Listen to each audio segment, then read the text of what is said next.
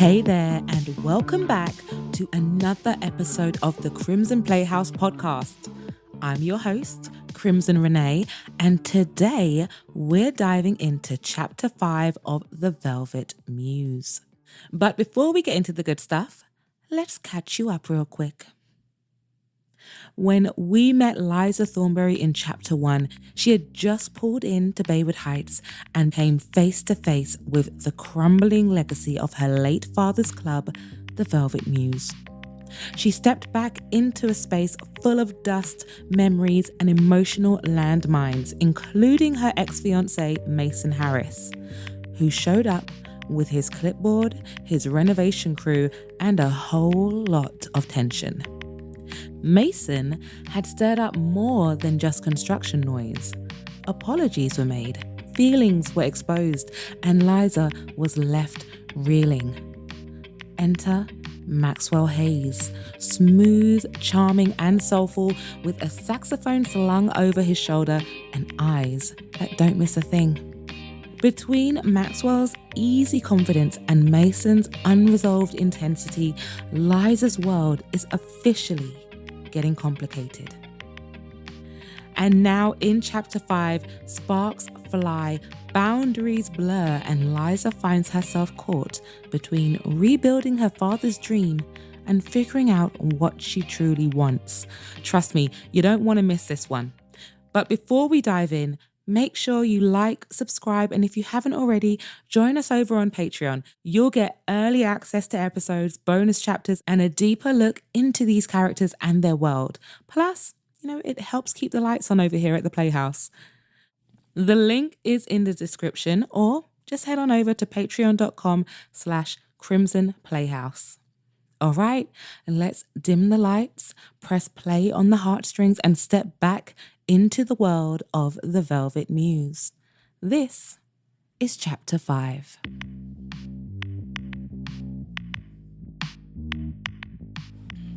Chapter 5.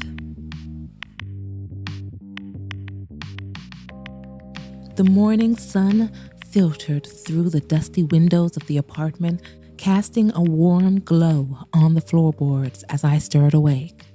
I had no choice but to shake off the emotional fog Mason's words had left me in. You might be used to being the one doing the leaving. The sting of it hadn't dulled overnight, but today wasn't about him. Today was about taking back control. I gathered my hair into a sleek high bun, smoothed down my edges, and finished the look with a swipe of glossy lip balm.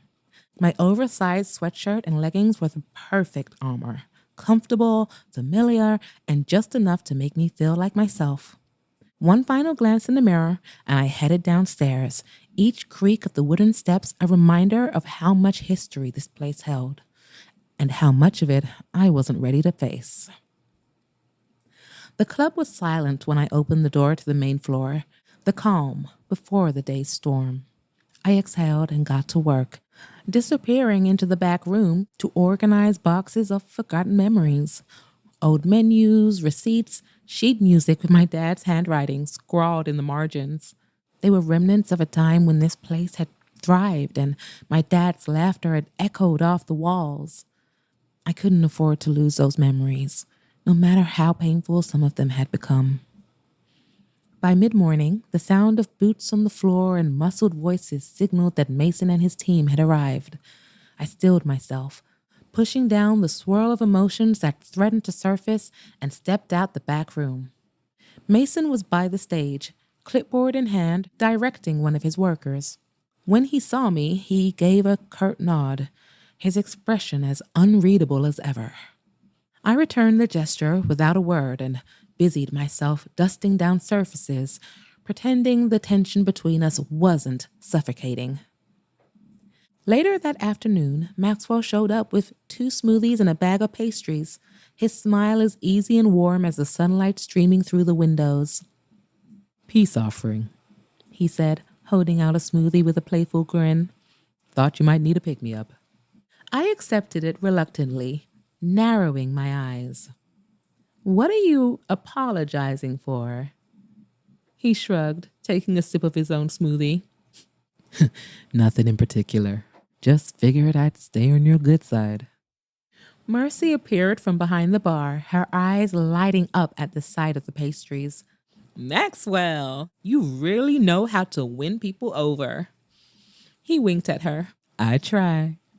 Then, turning back to me, he asked, So, what's the plan for today? Lighting, I said, motioning toward the fixtures above the stage. The whole system needs to be rewired. Sounds like a blast. Mind if I stick around? Maxwell teased. I raised an eyebrow. Don't you have a job? Marcy, ever the instigator, smirked. Liza, he's a world touring saxophonist. The man plays in sold out venues. Heat crept up my neck.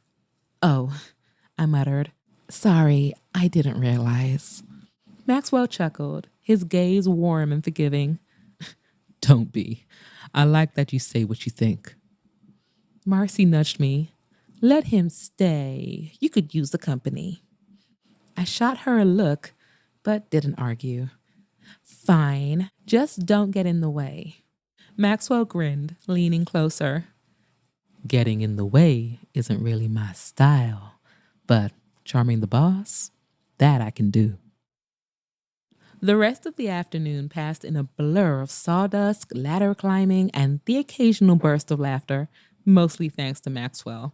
He was good at lightening the mood, cracking jokes, and making sure Marcy and I weren't too buried under the weight of our tasks. Even when I micromanaged him while he wrapped the original light fixtures my dad picked out in bubble wrap, he never lost his patience. Careful, I said for the 10th time. These can break. Maxwell raised an eyebrow, his smile teasing. You sure you don't want to come over here and do it yourself? I crossed my arms, but a small laugh escaped. Don't tempt me. He held up his hands in mock surrender. Message received, boss. But even Maxwell's charm couldn't drown out the silent, brooding presence of Mason. At one point, while I was perched on the ladder adjusting the fixture, he passed by and muttered, Be careful up there. I glanced down, surprised by the concern in his tone. I'm fine, I said, sharper than I intended. He didn't respond, just kept walking, his jaw tight, leaving me to wonder why he just couldn't stay out of my head. By evening, Maxwell had left, promising to return tomorrow, and Marcy was gathering her things near the bar. Don't stay too late, she warned with a knowing smile, slinging her bag over her shoulder. As I tidied up, a stack of old photos buried under some menus caught my attention. I flipped through them, smiling at the familiar faces, until one photo stopped me cold. Mason and I, here at the Velvet Muse, years ago, during its golden age. We were both laughing, his arms slung around my shoulders, my head tilted back in carefree joy. This picture was taken a week before he had proposed to me, in this very spot. The memory hit me like a punch to the gut. I could still hear the echoes of that night, the music, the warmth, the way he kissed me under the stage lights when no one was looking. But the memory didn't stop there. My mind spiraled to the night everything fell apart. The shouting, the accusations, the loneliness. I remembered sitting alone at anniversaries, at weddings, waiting for a man who never showed up because work always came first. I tucked the photo into my pocket, my hands trembling. When I turned, Mason was standing by the stage. Why are you still here? My voice came out sharper than I intended. Finishing up, he said simply, not meeting my gaze. You got a whole team for that. You don't have to stay. He finally looked up, and when our eyes met, the tension between us snapped. Neither do you, he said, his voice low. My frustration bubbled over. You've always been like this. You don't care about anyone else as long as you're working. Mason's jaw clenched, but he didn't interrupt.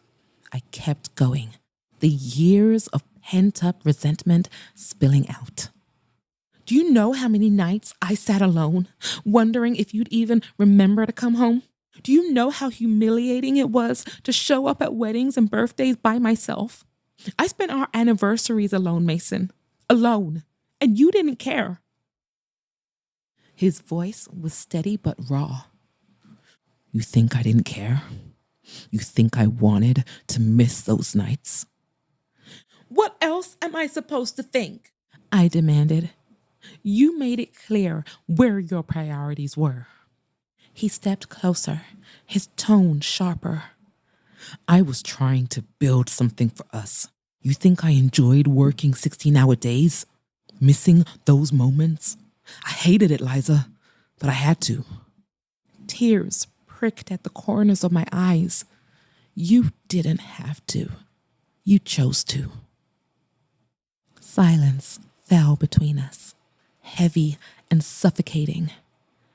Mason exhaled, his expression softening. You think I didn't love you, but everything I did was because I did. My breath hitched. Then why did it feel like you were leaving me behind? He didn't answer. Instead, he stepped back, and I saw the moment his wall was back in place. Good night, Liza, he said quietly before turning and walking out the door. That night, as I locked up the club, Maxwell's warmth and Mason's lingering presence weighed on my mind. One man was offering me a new beginning. The other was dragging me back to a past I hadn't fully healed from. I wasn't sure which direction to follow. But one thing was certain. This wasn't over. Not even close.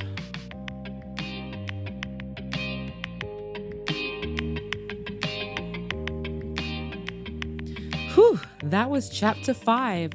Thank you so much for listening.